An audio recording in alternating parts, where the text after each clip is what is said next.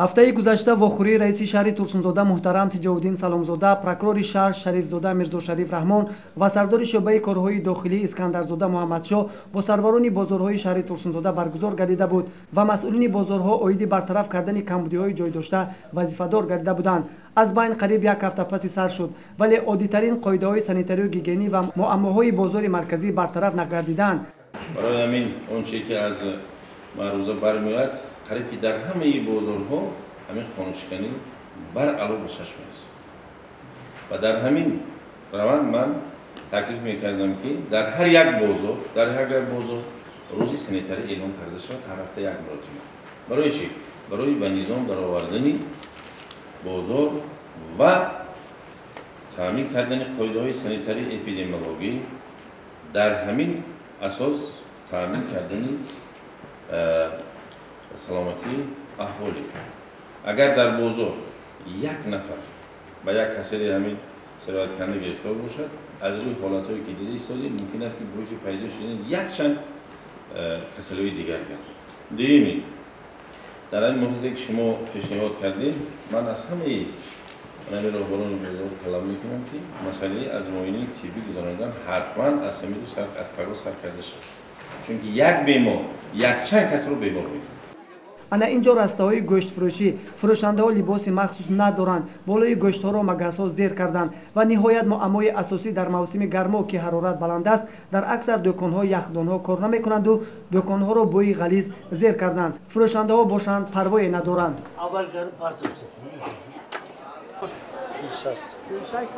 халататон кани ака? Оз мебирад чой. шумо чикор мекунед ба соҳибашон? Гол не, шумо соҳибаш не, дар дӯкон чикор мекунед? Акаш меша. ба чӣ ба халататон не?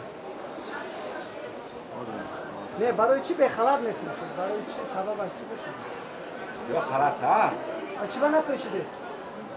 Оз қисме аз онҳо аз дӯконҳои хеш ғайб заданд, қисми дигар дарҳои худро бастанд. нафарони бегона дар дӯконҳо машғули коранд. оё ин рафтори фурӯшандаҳо дар моҳи мубораки рамазон аз рӯи инсоф аст? ба ин муаммо бинандаи закии мо худ баҳогузорӣ мекунад. намояндаи ҷамъияти матлуботи шаҳри Турсунзода Шараф Шарипов дар ин бора чӣ назар дорад? албатта баъди гурӯҳи санҷишие ки аз тарафи кормандони прокуратура ва дигар кормандони бои тории сес гузаронида шуд, дар бозори марказии мо мана ҳама камбудие ки линияи сӯхторхомӯшкунӣ, яъне линияи об бо тамоми ҷумакҳо ва шлангҳову дигар таҷҳизотҳо таъмин карда шуд. камбудии дигар мана оиди ҷои фурӯши маҳсулотҳои ширӣ ва маҳсулотҳои гӯштӣ буд. инҳо ҳам дар рӯзҳои наздик иҷро мегардад. яъне ки бо яхдонҳо ва бо мана ин докаву бо барнерҳо таъмин карда истода. умуман дар ҳамин бозори марказӣ чанд нуқтаи гӯштфурӯшӣ аст?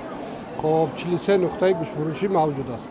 барои чӣ дар аксар ҳамин нуқтаҳо яхдонҳо кор намекунанд? яхдон ҳаст. яхдони яъне ки камерое ки барои ҷои гузоштани гӯшт ҳаст, дар ҳамааш ҳаст ва мо гуфтем ки яхдонҳое ки барои танҳо барои фурӯш, яъне ки гӯштро дар пеш мемонад, барои он оҳиста оҳиста онро ҳам таъмин мекунад. аз растаи фурӯши ҷурғоту қаймоқ дидан кардем. дар ин ҷо низ муаммоҳои сарбаста зиёданд. яке белибоси махсус ва дигаре беболупӯш ба фурӯши маҳсулоти ширӣ машғуланд. вақте ки наворбардориро оғоз кардем, фурӯшандаҳо дасту по хӯрда ба ҳар тараф паҳну парешон гардиданд ва баъзеи онҳо акнун фаҳмиданд ки болои ҷурғотро пӯшонидан лозим асту ба харидории матои махсус рафтанд. чанд сол шуда ҳамҷоро кор мекунед? 20 сол шуд. раҳмат халаҷон, 20 сол шуд кор мекунед, мардумро хизмат мекунед. барои чӣ қоидаҳои санитарии тозагӣ ва риоя намекунед? қоидаи тоза кардем. ҳар рӯз вай мекунем, имрӯз мондаста. дута, якта фурӯшам, имрӯз дута шуд. ҷойборҳои атрофи бозор пур аз партованд. ҳатто нонпораҳо ба назар расиданд. як замон аз ношукрӣ ба мағзи он зор гардида будему имрӯз бо зери пояш мекунем. охир худованд ношукронро дӯст надорад. атрофи бозор ба қоидаҳои санитарию гигиенӣ ҷавобгӯй намебошад. магар ниҳодҳои дахлдор аз ин хунукназарии масъулини бозор бехабаранд. мо гурӯҳи эҷодии телевизиони Регар дар моҳи шарифи Рамазон, моҳи тоату ибодат, ба иззати нафси ягон фурӯшанда расиданӣ нестем. мақсад бартараф шудани камбудӣ ва иҷрои вазифаҳои барзимадошта мебошад. صابر جان سعیدوف، سیفالدین ابراهیموف برای برنامه اطلاعاتی خبر.